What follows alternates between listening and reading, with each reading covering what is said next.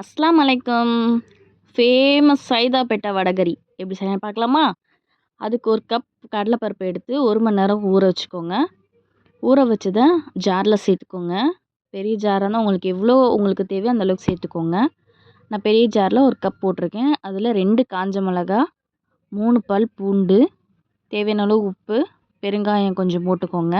எல்லாத்தையும் கொரகொரப்பாக வடைக்கு அரைப்போம் இல்லையா, அதே மாதிரி ப்ராசஸ் தான்.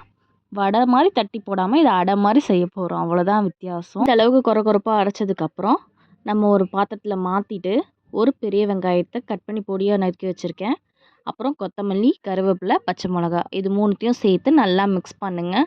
ப்ராசஸ் வடை ப்ராசஸே தான். நல்லா மிக்ஸ் பண்ணிவிட்டு ஒரு தவா வச்சுக்கோங்க. உங்களுக்கு தோசை தவா, சப்பாத்தி தவா எதாக இருந்தாலும் ஓகே.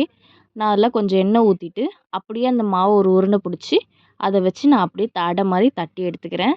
தட்டிட்டு நல்லா கோல்டன் ப்ரௌன் ஆகும் போது திருப்பி போடுங்க. அதே மாதிரி மேலே கொஞ்சம் கிறிஸ்பியாகவும் உள்ளே கொஞ்சம் சாஃப்டாகவும் வேகணும். ஸோ அந்த அளவுக்கு நீங்கள் இந்த மாதிரி செஞ்சாலும் ஓகே. உங்களுக்கு இப்படி செய்ய பிடிக்கலன்னா உருண்டைங்களாக பிடிச்சி இட்லி சட்டியில் கூட ஆவியாக வேக வச்சுக்கலாம். இல்லாட்டி எண்ணெய் சட்டியில் போட்டு பொரிச்சு பொக்கடா மாதிரியும் பொரிச்சியும் எடுத்துக்கலாம். நான் இப்போது அடை மாதிரி செஞ்சு தான் எடுத்திருக்கேன். அதை இப்போ இந்த அளவுக்கு வெந்ததுக்கப்புறம் நம்ம எடுத்து பிளேட்டில் தனியாக வச்சுக்கோங்க. அதுக்கப்புறம் ஒரு பேன் வச்சுக்கோங்க. பேனில் எண்ணெயை ஊற்றிக்கோங்க. உங்களுக்கு தேவையான எண்ணெய் நான் ஒரு 3 டேபிள் ஸ்பூன் சேர்த்துருக்கேன். சேர்த்துட்டு ஸ்பைசஸ் எல்லாத்தையும் போட்டுக்கோங்க. சோம்பு கூடவே போட்டுக்கோங்க. ஸ்பைசஸ்னால் உங்களுக்கு தெரியும் இல்லையா, அந்த ஸ்பைசஸ் தான், பிரியாணி ஸ்பைசஸ் போட்டுட்டு ஒரு 2 வெங்காயத்தை நான் பொடியாக கட் பண்ணி வச்சுருக்கேன், அதையும் சேர்த்துக்கோங்க. நல்லா வதக்கணும். ஒரு கோல்டன் ப்ரௌன் கலர் அந்தளவுக்கு வரணும். இது பாருங்கள், இந்த அளவுக்கு சைட்லலாம் கலராக வந்திருக்குல்ல. இப்போ இஞ்சி பூண்டு பேஸ்ட்டு சேர்க்கணும். இஞ்சி பூண்டு பேஸ்ட்டு ஆஸ் யூஷுவல் பச்சை வாசனை நல்லா போகணும். அப்போ தான் சூப்பராக இருக்கும். அந்த டைமில் 2 சின்ன தக்காளியை கொஞ்சம் மீடியம் சைஸாக எடுத்துக்கோங்க. அதை நான் பொடியாக கட் பண்ணி வச்சுருக்கேன், அதையும் உள்ளே சேர்த்துக்கோங்க. சேர்த்துட்டு நல்லா எல்லாத்தையும் சேர்த்து நல்லா வதக்கிக்கோங்க. நல்லா வேகணும். இந்த வதங்குற கேப்பில் நம்ம அடை மாதிரி வச்சுருக்கோம் இல்லையா, அதை நல்லா உதுத்து இந்த மாதிரி பாருங்கள், இந்த அளவுக்கு உதுத்து நான் எடுத்திருக்கேன். மீடியமாக எடுத்திருக்கேன். இந்த தக்காளி நல்லா வதங்கினதுக்கப்புறம் இந்த டைமில் மசாலாஸ் சேர்க்கணும். மிளகாய்த்தூள், மஞ்சள் தூள், தனியாய்த்தூள், கரம் மசாலா, இது எல்லாமே சேர்க்கணும். எல்லாமே உங்கள் காரத்துக்கு ஏற்ப தான். தனியாத்தூள் 1/2 spoon, garam masala 1/2 spoon, 1/4 spoon மஞ்சள் தூள், தேவையான அளவு உப்பு, மிளகாய்த்தூள் உங்கள் காரத்துக்கு ஏற்ப நீங்கள் எவ்வளோ வேணால் சேர்த்துக்கலாம். நம்ம அடையில் காஞ்ச மிளகா சேர்த்துருக்கிறதுனால இங்கே பார்த்து சேர்த்துக்கோங்க. இல்லாட்டி ரொம்ப காரமாகிடும், நீங்கள் பார்த்து சேர்த்துக்கோங்க. இந்த அளவுக்கு நல்லா மசாலா எண்ணெயிலே நல்லா பச்சை வாசனை போகிற அளவுக்கு நல்லா வதங்கணும். அந்த மிளகாத்தூள், தனியாத்தூள் ஸ்மெல்லாம் இருக்கக்கூடாது. அது போனதுக்கப்புறம் நான் ஒரு 1.5 டம்ளர் அளவுக்கு தண்ணி சேர்த்துருக்கேன். உங்களுக்கு நீங்கள் எவ்வளோ அந்த அடை எடுத்துருக்கீங்களோ அந்த அளவுக்கு நீங்கள் தண்ணி சேர்த்தா போதும்.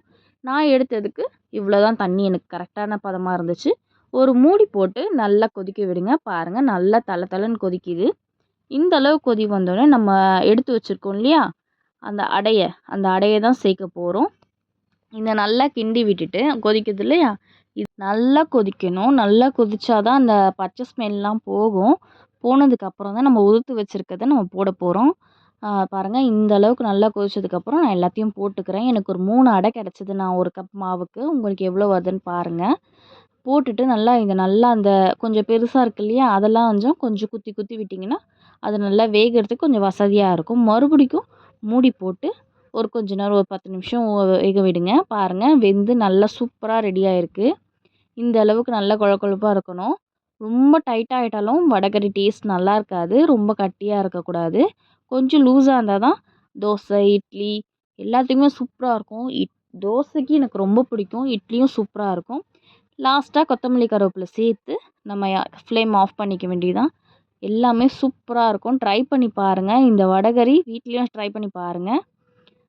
வீட்டில் செஞ்சு கொடுத்தீங்கன்னா பசங்க கூட சூப்பராக சாப்பிடுவாங்க. கண்டிப்பாக இதை ஒரு வாட்டியாக ட்ரை பண்ணுங்கள். நீங்கள் எந்த மெத்தட் வேணால் ஃபாலோ பண்ணிக்கலாம். வடை மாதிரியும் பண்ணிக்கலாம், ஆவியில் அவிச்சும் பண்ணிக்கலாம், இந்த மாதிரி அடை மாதிரியும் பண்ணிக்கலாம்.